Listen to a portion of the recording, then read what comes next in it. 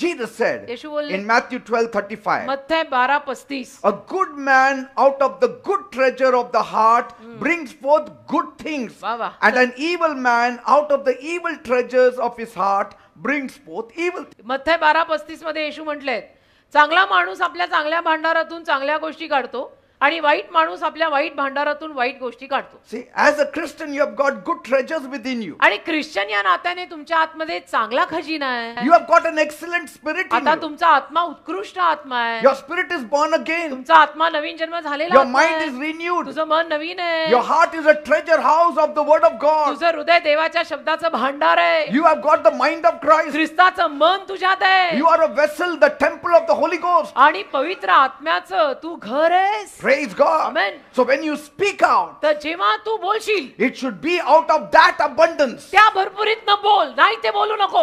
Amen. त्या भरपुरीत न बोल.